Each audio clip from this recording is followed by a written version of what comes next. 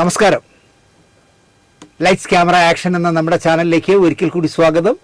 ഞാൻ നിങ്ങളുടെ ശാന്തിയുള്ള ദിനേശ്. 2 ദിവസമായിട്ട് എനിക്ക് ഉറക്കമില്ല. കാരണം നമ്മുടെ മെഗാസ്റ്റാറായ മമ്മൂക്കയുടെ ജീവിതം, ഇനിയുള്ള ജീവിതം കഷ്ടമാകാൻ സാധ്യതയുണ്ട്. കാരണം ഇപ്പം പടമൊന്നുമില്ലല്ലോ, കൂടെ അസുഖവും പിടിച്ചു. ആ പടം ഉണ്ടായിരുന്ന ഒരു പടം ജിത്തു ജോസഫ് സംവിധാനം ചെയ്യാനിരുന്ന ഒരു പ്രേതപ്പടമാണ്. ദൃശ്യം 3 വരുന്നതിനാൽ ജിത്തു മാറി എന്നാണ് കരുതിയിരുന്നത്. ഒരുപാട് മറ്റേ ശ്രീനിവാസ യാദവ് പടത്തിൽ ചോദിച്ചാൽ 1 മാസത്തേക്ക് എത്ര രൂപ ചിലവ് വരും മമ്മൂക്കയ്ക്കില്ലേ? കഷ്ടമാണ്. ഒരു പെണ്ണുമ്പിള്ളയാണ് ചിത്രം നിർമ്മിച്ച് മമ്മൂട്ടിയെ രക്ഷിക്കാമെന്ന് ഏറ്റിരുന്നത്. പക്ഷേ അങ്ങേരെ നാക്ക് ശരിയല്ലാത്തതുകൊണ്ട് അത് കളഞ്ഞു കുളിച്ചു. അതിനിടയിലാണ് ഒരു പടം നിർമ്മിച്ച് എന്താ പറയുക, വേഷം വാങ്ങിക്കാനുള്ള കാശ് തരാമെന്ന് ഏറ്റിരുന്ന പെണ്ണുമ്പിള്ളയെ ഒരാവശ്യവുമില്ലാതെയാണ്. ഈ വിശാഖനാളിൻ്റെ ഒരു കുഴപ്പമാണ്, എനിക്കുള്ളതാണല്ലോ മമ്മൂട്ടി കയറി ഉപദേശിച്ചത്. അല്ലെങ്കിൽ ആ റേഷൻ വാങ്ങിച്ച് കിടക്കാമായിരുന്നു. വിവരമില്ലാത്ത പിള്ളേർ, ആ സുരേഷ് കുമാറും സിയാദ് കോക്കറും അങ്ങനെയുള്ള വിവരമില്ലാത്ത കുറേ വിവരദോഷികൾ വല്ലതും പറഞ്ഞാലും വിട്ടുകളയുന്നേ. അതിന് വരെ അതിൽ കയറി പിടിക്കേണ്ട കല്ല കാര്യം മമ്മൂക്കയ്ക്കുണ്ട്. ബുദ്ധിയില്ലാണ്ട് പറഞ്ഞതല്ലേ എന്ന് മമ്മൂട്ടി ഫോണിലോ വാട്സാപ്പിലോ എന്തോ വിളിച്ച് പറഞ്ഞു കളഞ്ഞു. വല്ല കാര്യമുണ്ടോ ഇങ്ങേർക്ക് എന്നാണ് ഞാൻ ആലോചിക്കുന്നത്. ഞാനൊരു സിനിമ എടുത്ത് ഇയാൾ ഇവിടെ ഉണ്ടെന്ന് മലയാളിയെ ഓർമ്മിപ്പിക്കാമെന്ന് വിചാരിച്ചിരുന്നപ്പോഴാണ് അയാളുടെ ഒരു മധ്യസ്ഥ വർത്തമാനം. നിങ്ങളെ രക്ഷിക്കാനായി ഞാനൊരു പൊട്ടപ്പടം എടുക്കാമെന്ന് വെച്ചപ്പോൾ എന്നെ ഉപദേശിക്കാൻ വരുന്ന മണ്ട.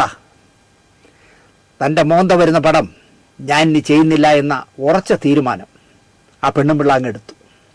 മമ്മൂട്ടിയുടെ ആഫീസ് പൂട്ടി എന്നുള്ളതാണ്. ഇനിയിപ്പോൾ എന്ത് ചെയ്യും?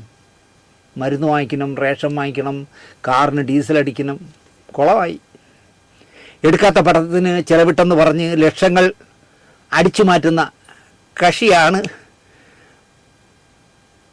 എൻ്റെ ഈ പടം പ്രൊഡ്യൂസ് ചെയ്യാം എന്ന് വിചാരിച്ചിരുന്നതെന്ന് മമ്മൂട്ടിക്ക് അറിയാമോ എന്ന് എനിക്കറിയില്ല. അല്ലെങ്കിൽ മമ്മൂട്ടി എവിടെയെങ്കിലും വെച്ച് കാണുമ്പോൾ അയ്യർ ദി ഗ്രേറ്റൊക്കെ എടുത്ത ഭദ്രൻ ചേട്ടനോട് ചോദിച്ചു നോക്കണം. അങ്ങനെയുള്ള വീരശൂര പരാക്രമികളെ വരച്ച വരയിൽ നിർത്തി ലക്ഷങ്ങൾ അടിച്ചിട്ടുള്ള കക്ഷിയോടാണ് മമ്മൂട്ടിയുടെ ഈ കളി. ഇനിയുള്ള ഓരോ ദിവസവും സൂക്ഷിച്ചോ. മമ്മൂട്ടിയെ ഉപേക്ഷിച്ചു എന്ന് കരുതി ഇവിടം വിട്ട് പോകാനൊന്നും പോകുന്നില്ല ഈ നിർമ്മാണ സിംഹം. വേറൊരുത്തൻ ഉണ്ടല്ലോ ഇവിടെ, ഇതുപോലെ തന്നെ പടമൊന്നുമില്ലാത്ത ഒരുത്തൻ മോഹൻലാൽ. അയാൾക്കൊരു ജീവിതം കൊടുക്കുമായിരിക്കും. വേണം. മമ്മൂക്കിക്കെതിരെ ഇങ്ങനെ തന്നെ കളിക്കണം. താൻ എന്നോട് വിവരക്കേട് കാണിച്ചാൽ ഞാൻ തൻ്റെ എതിരാളിയായ മോഹൻലാലിനെ വെച്ച് ചെയ്യും. ഇനിയിപ്പോൾ മോഹൻലാൽ വല്ല വാചകം അടിക്കുകയോ അല്ലെങ്കിൽ ഇച്ചാക്കയ്ക്ക് കൊടുക്കാതിരുന്ന പടമല്ലേ അത് ഞാൻ ചെയ്യുന്നില്ല എന്ന് പറഞ്ഞാൽ ഞാൻ സുരേഷ് ഗോപി വെച്ച് ചെയ്യും.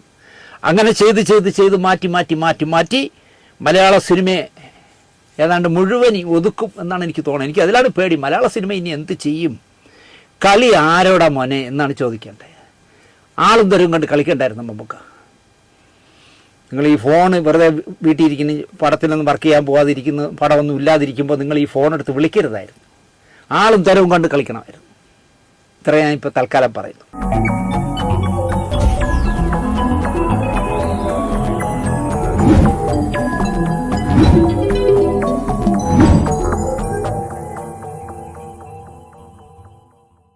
നമസ്കാരം. ഈ പ്രോഗ്രാം കാണുന്ന നിങ്ങളിപ്പോൾ കണ്ടുകൊണ്ടിരിക്കുന്ന സമയത്ത് എറണാകുളത്ത് അമ്മയുടെ വാശിയേറിയ തിരഞ്ഞെടുപ്പ് വോട്ടിംഗ് നടക്കുകയാണ്. ഒരു വലിയ കോലാഹലമൊക്കെ കഴിഞ്ഞ് 2 ദിവസമായി മാർട്ടിൻ മാനച്ചേരി എന്ന മഹാബോറൻ്റെ പരാതിക്ക് ഹൈക്കോടതി സ്റ്റേ കൊടുത്തതിനാൽ അന്തരീക്ഷം ഏതാണ്ട് ശാന്തമായി. അല്ലെങ്കിൽ ഇപ്പോൾ കുക്കുവിനെയൊക്കെ എടുത്ത് ലെഫ്റ്റ് റൈറ്റ് അടിച്ചെന്നെ. ഇപ്പോൾ കൊക്കിനെ പറ്റി മിണ്ടുന്നില്ല, ശ്വേതയെ പറ്റി മിണ്ടുന്നില്ല. കാരണം ചക്കിന് വെച്ചത് കൊക്കിനായിപ്പോയി എന്നുള്ളത്, അല്ലെ കൊക്കിന് വെച്ചത് ചക്കിനായിപ്പോയി എന്നുള്ളതല്ലേ ആയിപ്പോയല്ലോ മേനാച്ചേരിയുടെ പരാതി. വൈകുന്നേരം വോട്ടെണ്ണി കഴിയുമ്പോൾ എന്താവും ചിത്രമെന്ന് മുൻകൂട്ടി പറയാനുള്ള കഴിവൊന്നും എനിക്കില്ല. 1999 ശ്രദ്ധിച്ച് കേൾക്കണം, 1999 എന്ന് പറയുമ്പോൾ 26 വർഷം മുമ്പ് ഇടിക്കുറ്റി എന്ന് പറഞ്ഞ് കേരളത്തിൽ ഭാഷാഭൂഷണിയേക്കാളും കേരള ശബ്ദത്തെക്കാളും കലാകൗമുദിയേക്കാളും മാതൃഭൂമിയേക്കാളും പ്രശസ്തമായൊരു വാരിക ഉണ്ടായിരുന്നു കേട്ടോ. നിങ്ങളെല്ലാവരും വാങ്ങി ഇനി വായിക്കണം, ഇടിക്കുറ്റി. ആ പ്രസിദ്ധീകരണത്തിൽ ശ്വേതാ മേനോൻ കൊടുത്തതോ കൊടുക്കാത്തതോ ആയ ഒരു അഭിമുഖം വന്നു. അത് ഈ മേനാച്ചേരി എന്നുള്ള മഹാൻ വായിച്ചിട്ടുണ്ട്. അതിൻ്റെ തെളിവും പുള്ളിയുടെ കയ്യിലുണ്ട്. കാരണം പുള്ളി രാമായണമൊക്കെ സൂക്ഷിക്കുന്ന പോലെ ഈ ഇടിക്കുറ്റി എന്നുള്ള വാരിക പൊതിഞ്ഞ് സൂക്ഷിച്ച് വച്ചിരിക്കുക. അത് അദ്ദേഹം തന്നെ പറയുന്നു, ഞാൻ സ്ഥിരമായി ഇടിക്കുറ്റി വായിക്കുന്ന ആളാണ്. മാത്രമല്ല അയാൾ പതിവായി ഇടിക്കുറ്റി വായിക്കുന്ന ആളുമാണ്. വേറെ ഏത് പുസ്തകം കിട്ടിയില്ലെങ്കിൽ, വാരിക കിട്ടിയില്ലെങ്കിലും കുഴപ്പമില്ല, ഇടിക്കുറ്റി വായിച്ചില്ലെങ്കിൽ പുള്ളിക്ക് ഉറക്കം പറ്റില്ല. അപ്പോൾ സാറിൻ്റെ സ്റ്റാൻഡേർഡ് ഈ പ്രോഗ്രാം കാണുന്ന നിങ്ങൾക്ക് ശരിക്കും മനസ്സിലായി കാണും എന്നെനിക്ക് തോന്നുന്നു. 30 കോടി ജനങ്ങൾ ഞാൻ അഭിനയിച്ച കോണ്ടത്തിലെ പരസ്യം കണ്ടിട്ടുണ്ട് എന്ന് ശ്വേതാ മേനോൻ ഇടിക്കുറ്റിയിലെ ഇൻ്റർവ്യൂവിൽ പറഞ്ഞു എന്നാണ് മേനാച്ചേരി പറയുന്നത്. അതാണ് അദ്ദേഹത്തെ പ്രകോപിപ്പിച്ചത്. മറ്റൊരു കാര്യം അതാണ്, 30 കോടിയൊക്കെ ഇങ്ങനെ പരസ്യം ആളുകൾ കാണാമോ എന്നാണ് പുള്ളി ചോദിക്കുന്നത്. 30 കോടിയിൽ ഭൂരിപക്ഷവും ഞരമ്പന്മാരായിരിക്കും എന്നുള്ള കാര്യം ഉറപ്പാണ്. മേനാച്ചേരിയെ പോലെ തന്നെ ഇത്തരം പരസ്യങ്ങൾ, ഫോൺ വീഡിയോകൾ ഒക്കെ സ്ഥിരമായി കാണുന്നവരുണ്ടാവും. ഉണ്ട്, കൊച്ചു പുസ്തകങ്ങൾ വായിക്കുന്നില്ലേ, ഉണ്ടാവും. നമ്മുടെ രാജ്യം നിരോധിച്ചിരിക്കുന്ന സൈറ്റുകളിൽ കയറിയാണത്രേ ഈ മഹാൻ ഫോൺ വീഡിയോകൾ കണ്ടത്.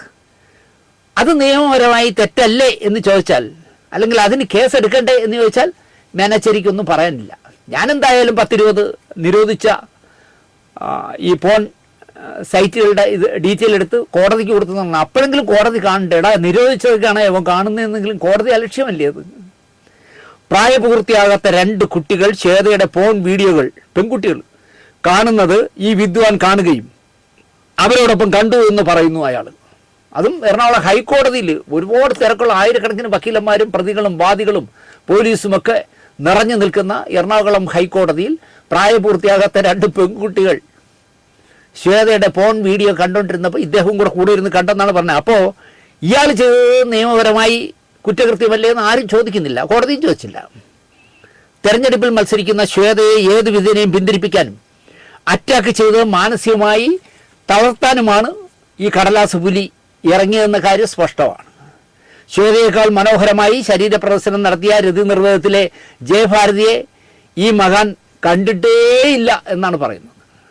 ഞാൻ രതി നിർവേദം പത്മരാജനും ഭരതനും കൂടി എടുത്ത ഹരിപ്പത്ത് നിർമ്മിച്ച രതി നിർവേദം കണ്ടിട്ടില്ല. സോറി, ഞാൻ കണ്ട രതി നിർവേദം ശ്വേതാ മേനോൻ്റെയാണ്. കാരണം രതി നിർവേദം തിയേറ്ററിൽ കാണാൻ അതിനുള്ള അവസരം പുള്ളിക്ക് കിട്ടിയില്ല.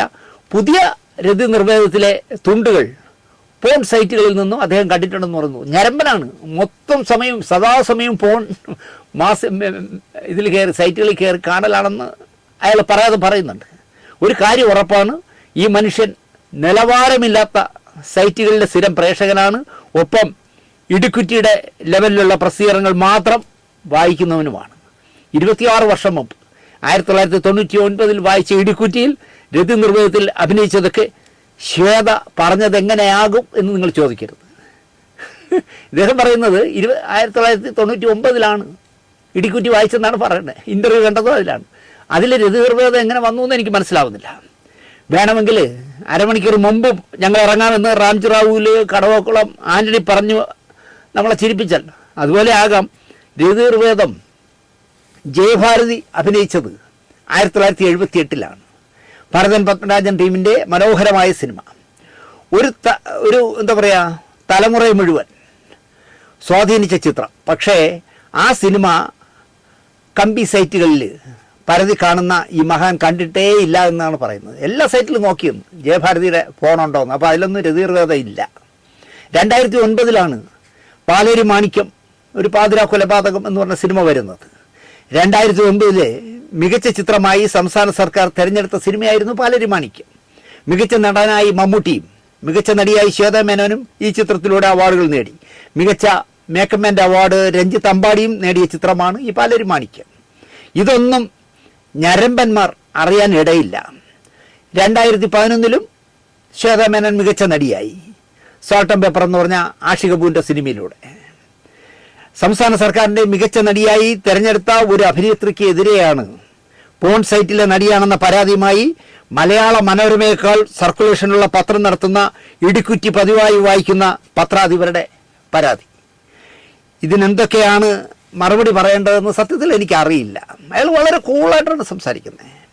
1978 രതിനിർഭയത്തിലെ സംവിധായകൻ ഭരതനും തിരക്കഥാകാരൻ പത്മരാജനും നിർമ്മാതാവ് ഹരിപ്പത്തനും നായിക ജയഭാരതിയും അശ്ലീല സിനിമകൾ എടുക്കുന്നവരാണോ എന്ന് ചോദിച്ചാൽ അയാൾ പറയുന്നത് അവർ അശ്ലീല സിനിമ എടുക്കുകയില്ലെന്ന് പറഞ്ഞാൽ ആ രതിനിർഭേദം ഞാൻ കണ്ടിട്ടില്ല. ഈ രതിനിർഭേദം ഞാൻ കണ്ടു. ഇത് മുഴുവൻ അശ്ലീലമാണ് എന്നാണ് അദ്ദേഹം പറയുന്നത്. 1972 പുനർജന്മത്തിലൂടെയും 1973 ഗായത്രി, മാധവിക്കുട്ടി എന്നീ ചിത്രങ്ങളിലൂടെയും സംസ്ഥാനത്തെ മികച്ച നടിയായ അഭിനേത്രിയാണ് ജയഭാരതി. അവരാണ് രതിനിർഭേദത്തിലെ ഒറിജിനൽ രതിനിർഭേദത്തിലെ നായിക. അതുപോലും ഈ കേസ് കൊടുക്കാൻ പോകുന്ന വ്യവഹാരിക്ക് ഒട്ടും അറിയില്ല.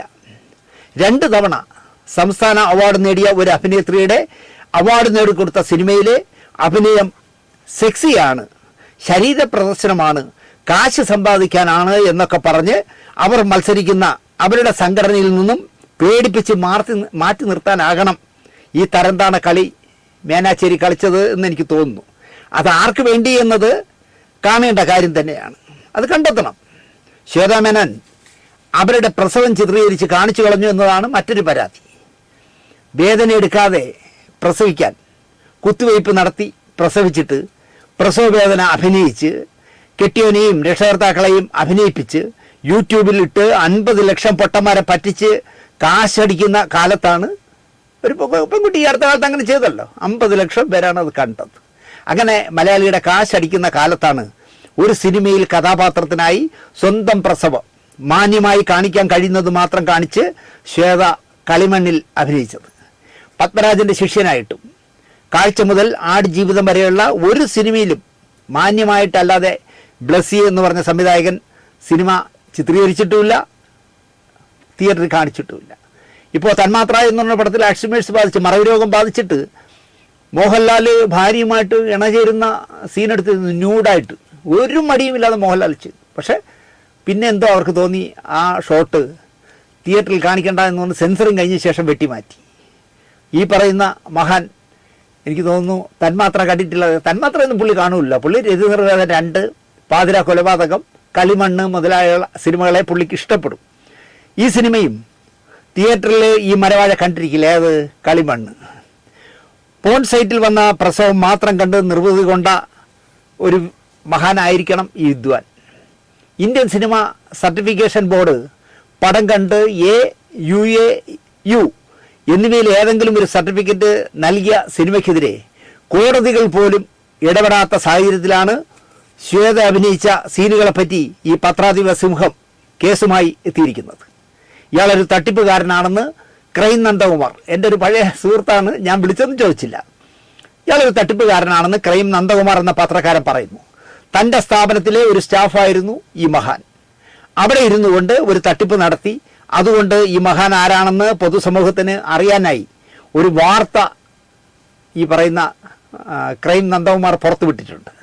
പെൺവാണിഭ കേന്ദ്രം എന്ന് പറഞ്ഞ് പോലീസുകാരനാണ് താനെന്ന് തെറ്റിദ്ധരിപ്പിച്ച് ആൾമാറാട്ടം നടത്തി ഒരു കേസ് തൃക്കാക്കരയിൽ ഒരു വീട്ടിൽ വിളിച്ച് 50,000 രൂപയും 16 വയസ്സുള്ള ഒരു പെൺകുട്ടിയെ ഇയാൾക്ക് കാഴ്ചവെക്കുകയും വേണം എന്ന് ആവശ്യപ്പെട്ട് ബ്ലാക്ക്മെയിൽ ചെയ്ത് തൃക്കാക്കര പോലീസ് അറസ്റ്റ് ചെയ്ത് ജയിലിലിട്ട മോനാച്ചേരിയാണ്, അല്ലെങ്കിൽ മേനാച്ചേരി എന്ന് പറഞ്ഞ ഈ തട്ടിപ്പുകാരനെ സൂക്ഷിക്കണം എന്നാണ് ക്രൈം നന്ദകുമാർ പറയുന്ന ഫേസ്ബുക്ക് പോസ്റ്റ്. ന്യൂസ് റിപ്പോർട്ടർ പത്രത്തിൽ വ്യാജ വിവരങ്ങൾ നൽകി ഇദ്ദേഹം ട്രെയിനിയായി കയറിയെങ്കിലും പറ്റിപ്പറഞ്ഞ് പുറത്താക്കിയിരുന്നു എന്ന് പറയുന്നു. ദീപിക പത്രത്തിലും വ്യാജ സർട്ടിഫിക്കറ്റുകൾ നൽകി കയറിയിരുന്നു. പത്രപ്രവർത്തകനായല്ല, സർക്കുലേഷനിൽ ജോലി ചെയ്തും വ്യാജ സർട്ടിഫിക്കറ്റുകൾ ഹാജരാക്കിയാണ് അത്ര ദീപികയിലും ജോലി വാങ്ങിച്ചത്. നല്ല മാന്യനായ മനുഷ്യനാണ്. ക്രൈം നന്ദകുമാർ വിളിക്കുകയാണെന്ന് ക്രൈമിൻ്റെ ഓഫീസിലിരുന്ന് വിരട്ടി കാശു തട്ടലായിരുന്നത്രേ ഈ ഹരിചന്ദ്രൻ്റെ പ്രധാന പണി എന്നാണ് നന്ദകുമാർ പറയുന്നത്.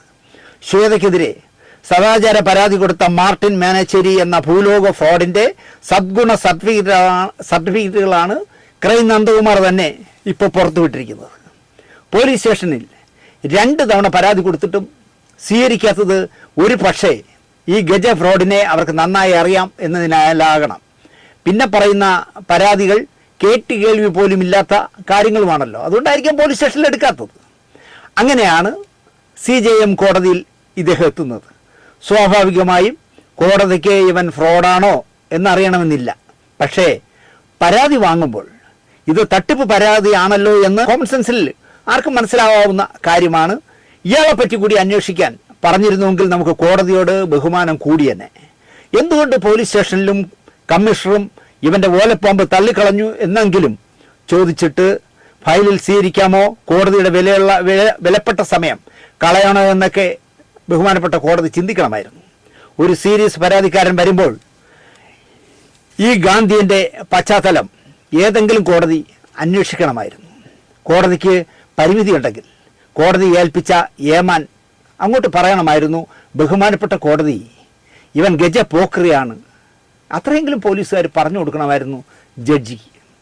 അതിന് പകരം 67 എന്ന് പറഞ്ഞ നിയമം അല്ല ഇട്ടത്. 67A ഇട്ടാൽ ജാമ്യമില്ലാതെ അറസ്റ്റ് ചെയ്യാം. അത് സൈബർ കുറ്റം ആണ്, ജാമ്യമില്ലാത്ത വകുപ്പിട്ടെടുക്കാവുന്ന കുറ്റമാണ് 67A. അപ്പോൾ ജാമ്യം കൊടുക്കണ്ടല്ലോ.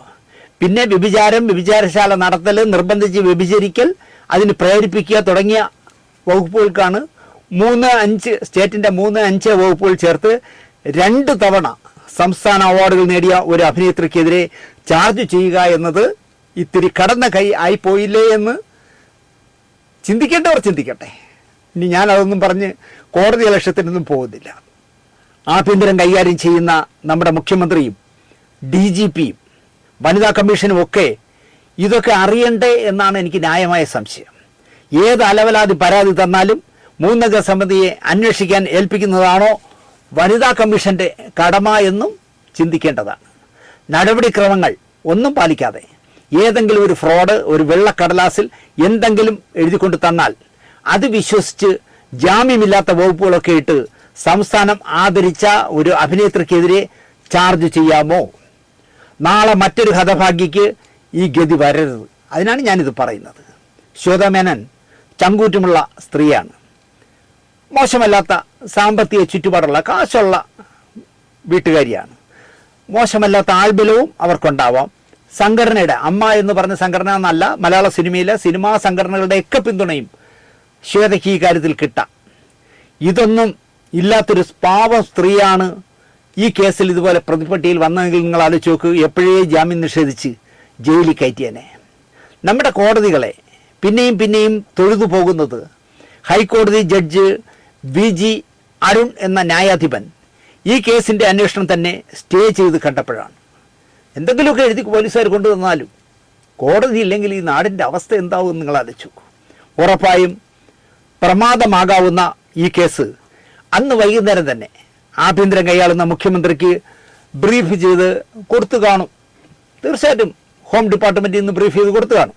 അപ്പോൾ അദ്ദേഹം തിരക്കട്ടെ, ഈ പരാതിക്കാരൻ ഗാന്ധി കുടുംബത്തിൽപ്പെട്ടതാണോ, ഹരിചന്ദ്രൻ്റെ ചെറുമകനാണോ എന്നൊക്കെ അന്വേഷിക്കണമായിരുന്നു. വനിതകൾക്കായി ഊണും ഉറക്കവും ഉപേക്ഷിക്കുന്ന ആൾ കൂടിയാണല്ലോ നമ്മുടെ ബഹുമാനപ്പെട്ട മുഖ്യമന്ത്രി. ഞാൻ മുഖ്യമന്ത്രിയാകും മുമ്പ് സംസ്ഥാന അവാർഡുകൾ അവർ വാങ്ങിപ്പോയതാണെന്ന് വേണമെങ്കിൽ അദ്ദേഹത്തിന് പറയാം. എന്നാലും തൻ്റെ ഓഫീസിൽ ഒരുപാട് പടയുണ്ടല്ലോ, ഒരു കുന്നു പടയുണ്ടല്ലോ അതിൻ്റെ അകത്ത്. ആ പടകളോട് തിരക്കണമായിരുന്നു ഈ ശ്വേതാ മേനോൻ ആരെന്ന്. പരാതി തന്ന കേസരി രാമകൃഷ്ണപിള്ളയുടെ പിൻഗാമിയുടെ കോണമധികാരം കൂടി അദ്ദേഹം അന്വേഷിക്കണമായിരുന്നു. അത് കഴിഞ്ഞ് മതി ജാമ്യം കൊടുക്കാത്ത വകുപ്പുകൾ ചേർത്ത് കേസെടുക്കുന്നത് എന്ന് അദ്ദേഹം DGPയോട് പറയണമായിരുന്നു. അതല്ലേ അതിൻ്റെ ഒരു മര്യാദ എന്നാണ് എനിക്ക് ബഹുമാനപ്പെട്ട ആഭ്യന്തരം കൈയാളുന്ന മുഖ്യമന്ത്രിയോട് ചോദിക്കാനുള്ളത്. ഒരു സ്ത്രീ അമ്മ ഇന്ന് സിംഹവും കടുവയും പുലിയും മാനും മുയലും ചെന്നായും കുരങ്ങനും ചെമ്പൻസിയും ഒക്കെയുള്ള സംഘടനകളുടെ തലപ്പത്ത് വരുന്നതിൽ ഈർഷ്യമുള്ളവരോ? അങ്ങനെ ഒരു സ്ത്രീ, ഞങ്ങളെല്ലാം തിങ്ങിപ്പാർക്കുന്ന ഈ വനത്തിൽ ഇങ്ങനെ ഒരു സ്ത്രീ വരണ്ട എന്ന് ചിലർക്ക് ഈർഷ്യയുണ്ടാവാം.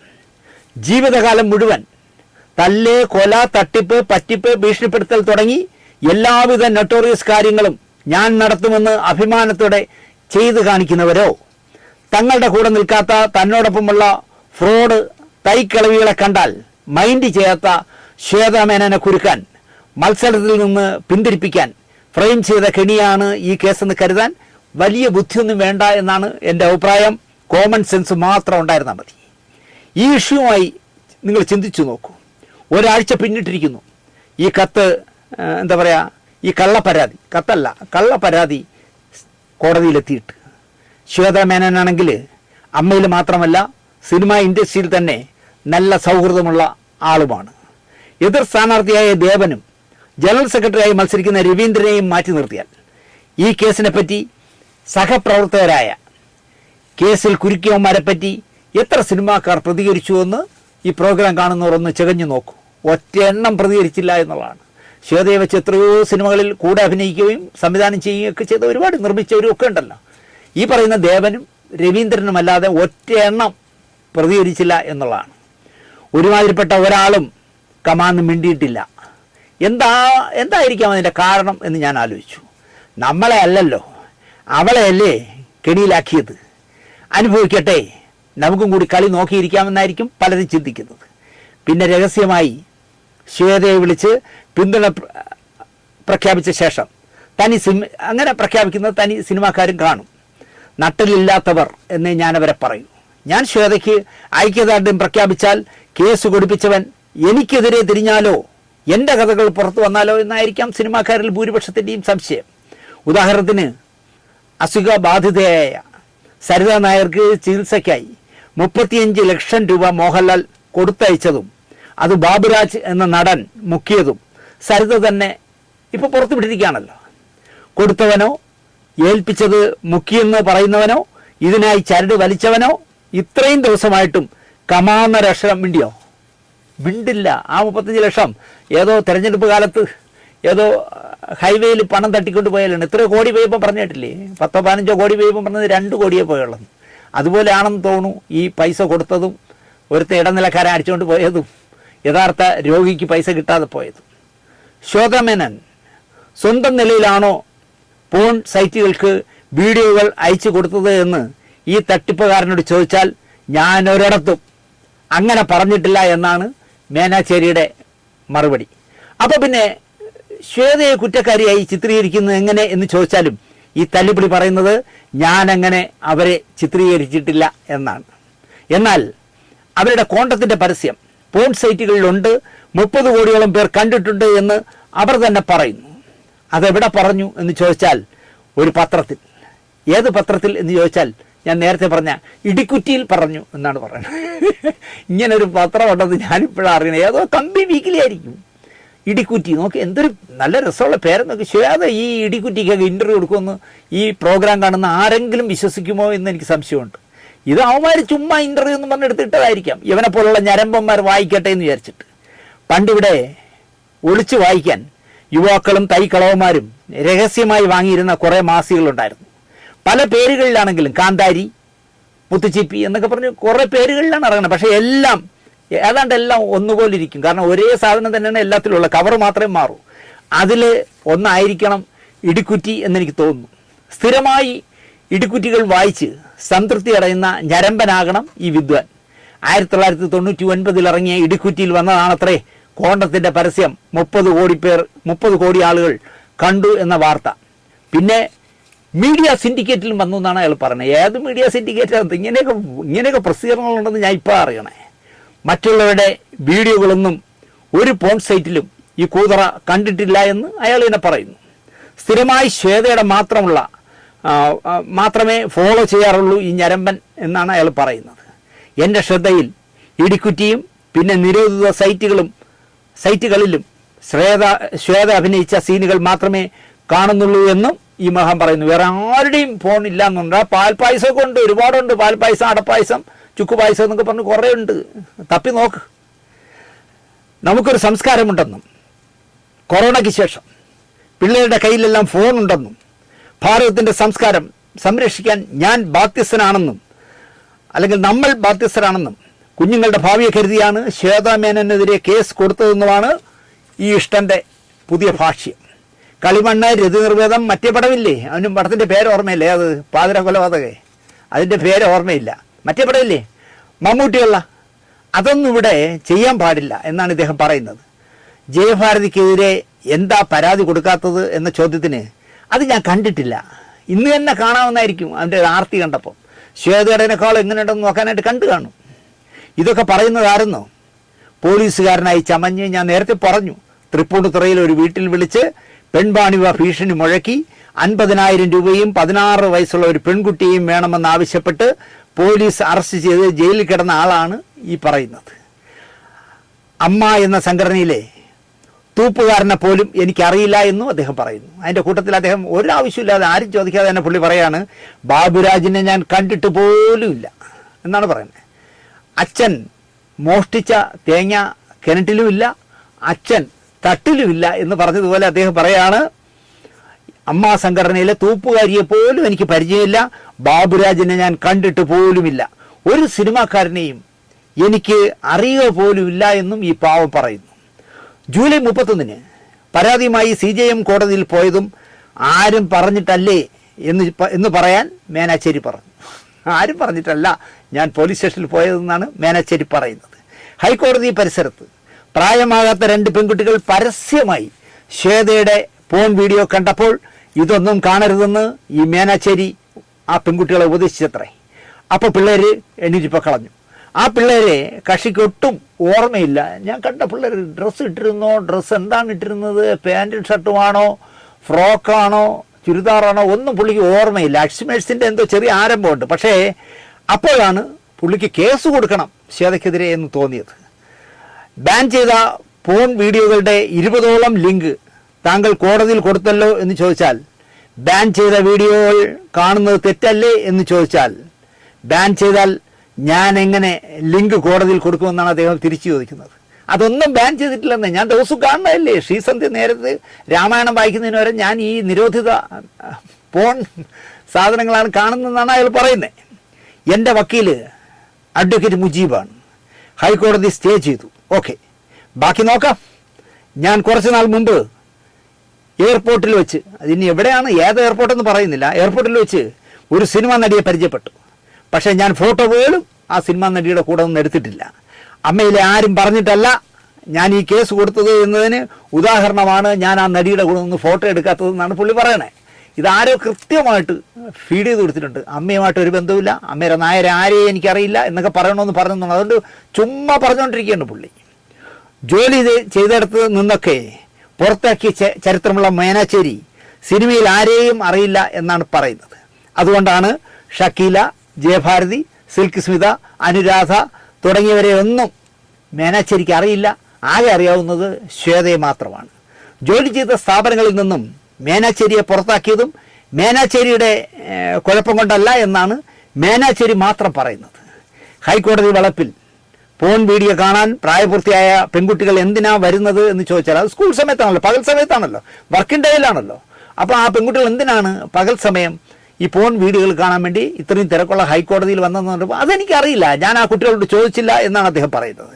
അവർ കാണുന്നത് ശ്വേത മേനൻ്റെ സിനിമയിലുള്ള ക്ലിപ്പിങ്സുകളാണെന്ന് മേനാച്ചേരിക്ക് കാണണമെങ്കിൽ ഇയാൾ ആ കുട്ടികളോടൊപ്പം ഇരുന്ന് കണ്ടാലേ അത് കാണാൻ പറ്റും. നമുക്ക് ഫോണിൽ കാണുമ്പോൾ നമുക്കറിയാമല്ലോ, അടുത്തിരുന്നാൽ മാത്രമല്ലേ ഒരാളിന് കാണാൻ പറ്റും, അല്ല ദൂരെ നിന്നാൽ കാണാൻ പറ്റില്ല. മൈനറായ കുട്ടികളോടൊപ്പം ഇത്തരം വീഡിയോകൾ കണ്ടിട്ട് അത് അന്ന് പ്രതികരിക്കാതെ ഇരുന്നത് നിയമപരമായി തെറ്റല്ലേ എന്ന് ചോദിച്ചാൽ മേനാച്ചേരി പറയുന്നത് തെറ്റല്ല എന്നാണ്. ഇന്ന് തെരഞ്ഞെടുപ്പ് കഴിയട്ടെ, എനിക്കിത്രേ പറയാനുള്ളൂ. അമ്മയുടെ പ്രസിഡന്റായ ശേഷം ഈ വിഷയം ശക്തമായി അമ്മ സംഘടന നേരിടണം എന്നാണ് എനിക്ക് പറയാനുള്ളത്. ഇനിയൊരാൾ ഇത്തരം കേസുമായി വരാതിരിക്കാൻ മാനനഷ്ടം ഫയൽ ചെയ്യണം.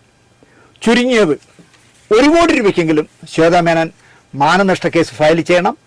അങ്ങനെ 1 കോടി രൂപ തരേണ്ടി വരുമ്പോൾ ഇവൻ തത്ത പറയും പോലെ ആര് പറഞ്ഞിട്ടാണ് ചെയ്തതെന്ന് പറയും. അഥവാ പറഞ്ഞില്ല എങ്കിലും ആ 1 കോടി രൂപ കിട്ടിയാൽ, അമ്മയുടെ ഇപ്പോഴത്തെ സാമ്പത്തികം അല്പം പ്രശ്നമാണെന്നല്ല പറഞ്ഞാൽ, ആ അമ്മയ്ക്ക് സംഭാവന ചെയ്താലും വേണ്ടില്ല, ശ്വേത 1 കോടി രൂപയ്ക്കെങ്കിലും മിനിമം ഇവൻ്റെ പേരിൽ മാനനഷ്ട കേസ് ഫയൽ ചെയ്ത് ഇനിയൊരു തെരഞ്ഞെടുപ്പ് വരുമ്പോൾ അമ്മയിലുള്ള ഒരു നടിക്കും ഇത്തരം തിക്ത അനുഭവം വരാതിരിക്കാൻ ശ്വേത മുൻകൈ എടുക്കണം എന്ന് മാത്രം പറഞ്ഞുകൊണ്ട് എൻ്റെ മനസ്സിപ്പോഴും പറയുന്നു, എനിക്ക് ഏറ്റവും പ്രിയപ്പെട്ട ഒരു നടനാണ് ദേവൻ. ദേവേട്ടൻ തോൽക്കുകയും ശ്വേത ജയിക്കുകയും ചെയ്യുമെന്ന് എൻ്റെ മനസ്സ് പറയുന്നു. അങ്ങനെയാണെങ്കിൽ അഡ്വാൻസ് ആയിട്ട് വോട്ടെണ്ണുന്നതിന് മുമ്പ് തന്നെ, എന്താ പറയുക, വോട്ട് നടക്കുന്ന സമയത്ത് തന്നെ ശ്വേതയ്ക്ക് വിജയ ആശംസകൾ നേർന്നുകൊണ്ട് നിർത്തുന്നു. നന്ദി, നമസ്കാരം.